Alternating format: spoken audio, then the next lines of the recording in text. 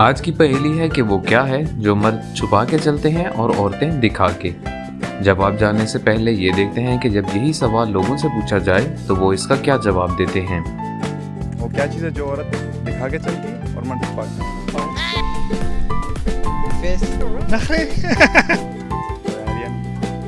इस सवाल का सही जवाब है पर्स। और क्या आप जानते हैं वो क्या है जो फट जाए तो हम सी नहीं सकते?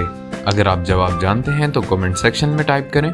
मज़ीद पहेलियों के लिए चैनल को सब्सक्राइब करना मत भूलें।